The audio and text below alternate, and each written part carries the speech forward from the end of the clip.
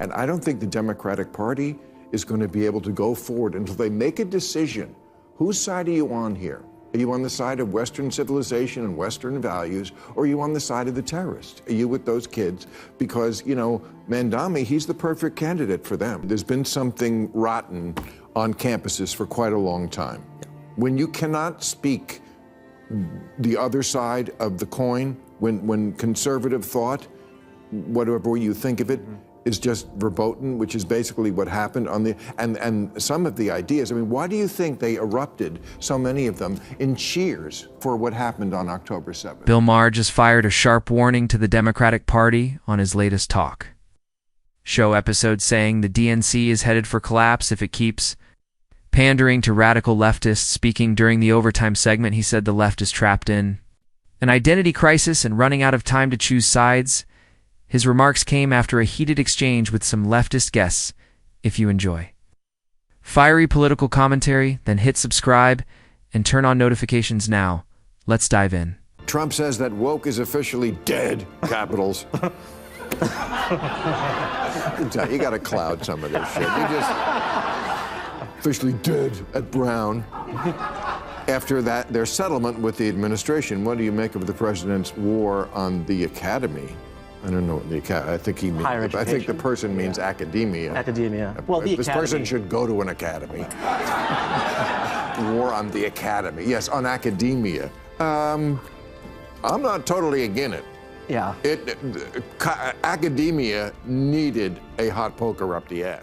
The segment kicked off with Bill Maher, a longtime liberal favorite, openly backing President Trump's push against wokeness in universities. He praised Trump's crackdown on critical race theory, defunding of left-leaning institutions, clashes with tenured ideologues, and tough immigration policies that hit academia hard. The liberal media was furious. Protesters erupted, but Trump didn't flinch, and Maher was impressed. This wasn't the script Democrats expected, especially not the party guest across from Maher, who came for a roast and got a slow clap instead.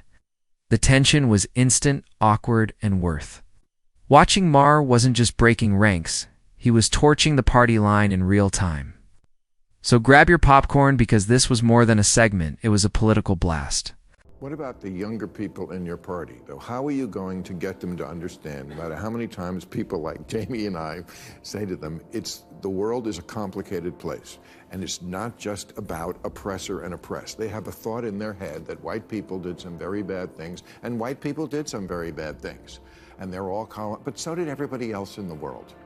But they don't know that. They just see the world through this one prism. And until they do, I don't think you're going to get them off this issue. And I don't think the Democratic Party is going to be able to go forward until they make a decision. Whose side are you on here? Are you on the side of Western civilization and Western values, or are you on the side of the terrorists? Are you with those kids? Because, you know, Mandami, he's the perfect candidate for them. Yep. That's what they think is cool. Maher just landed a knockout blow, and Democrats are scrambling for cover. His message was blunt and overdue. The identity crisis among young Americans wasn't an accident. It was engineered by the DNC, chasing every fringe cause and checking every box. They forgot patriotism, reason, and common sense. Now, an entire generation is torn between standing with their own country or siding with terrorists, and disturbingly many lean toward the latter. After years of anti-American rhetoric fed by Democrat-empowered institutions, Maher warned that if the left keeps marching into moral relativism and identity politics, they won't just lose voters, they'll face political extinction.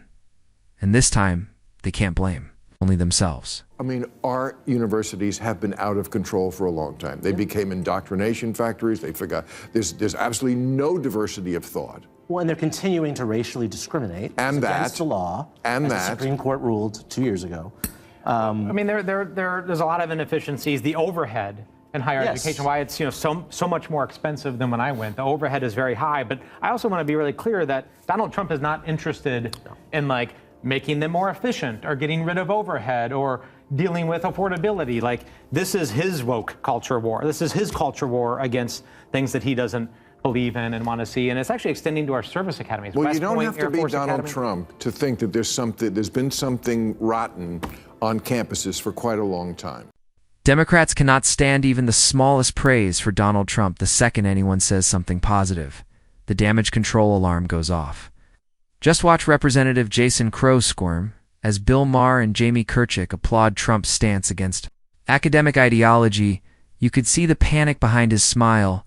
Crow tried to counter with anti-Trump talking points, but they fell flat because the chaos on campuses didn't start with Trump. It festered under Biden thanks to woke policies that buried merit under identity politics. Trump isn't attacking universities. He's cleaning them up, and love him or hate him. That's exactly what he's doing. When you cannot speak the other side of the coin, when conservative thought, whatever you think of it, is just verboten, which is basically what happened on the, and some of the ideas. I mean, why do you think they erupted, so many of them, in cheers for what happened on October 7th? Why do you have professors coming out there and saying they were exhilarated by this mass massacre of people? Okay, that didn't happen overnight. Yeah. Something, you know, they're ivory towers. And also, they're just very anti-America. You could feel the air vanish from the room as Bill Maher unapologetically praised Trump for doing what no one else dared, cleaning up universities when professors at places like UC Berkeley, Cornell, and Columbia praise Hamas for the October 7th massacre. We're not talking about education anymore. This is radical indoctrination in academic robes.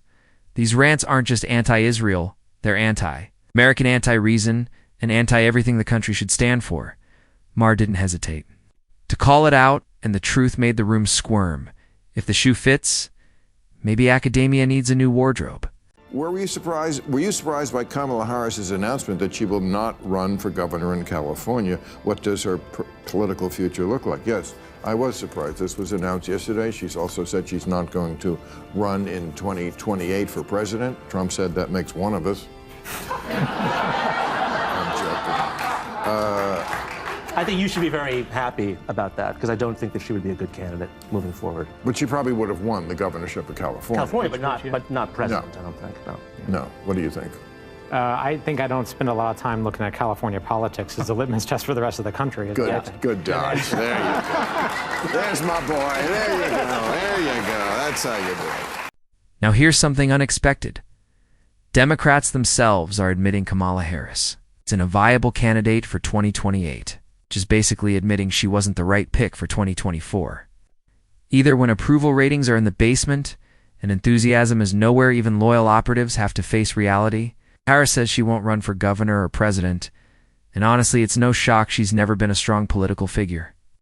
Awkward on the mic, vague on policy, heavy on platitudes, Democrats tried to sell her as the next Obama.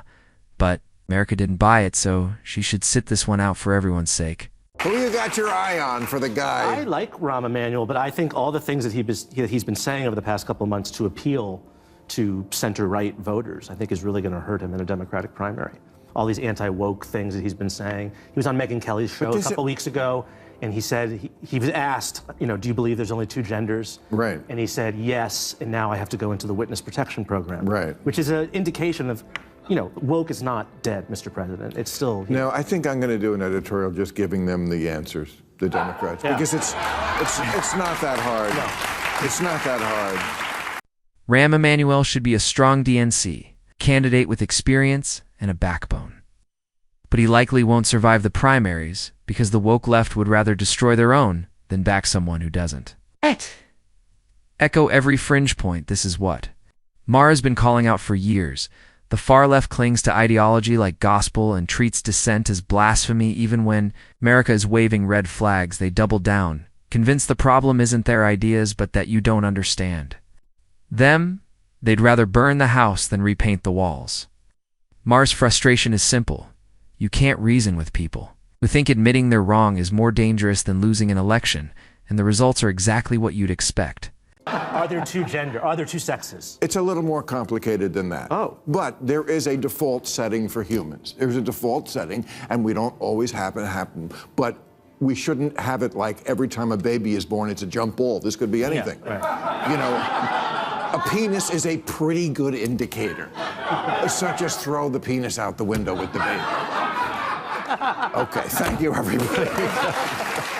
Bill wrapped the segment with a bold takedown of one of the left's most untouchable beliefs, the idea that there are endless genders.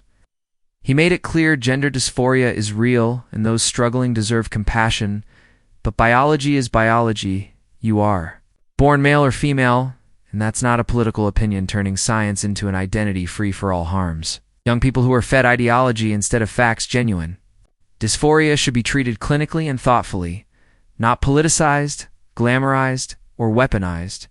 In Maher's view, refusing to accept basic biological truths isn't progressive, it's delusional, and the more the left denies reality, the further they drift from the average voter. Do you think that he would have the power and influence to be able to, like, usher in socialism? He definitely has the power and influence to elect J.D. Vance or whoever is the Republican candidate next time. It is a walking commercial for the Republican Party nationally. I think the Republicans are going to... When you let the Democrats, socialists, and now they're actually calling themselves socialists, when you let them take over a major American city, this is what you get. Maher says putting Zohran Mamdani forward as the face of the Democratic Party is a gift to J.D. Vance.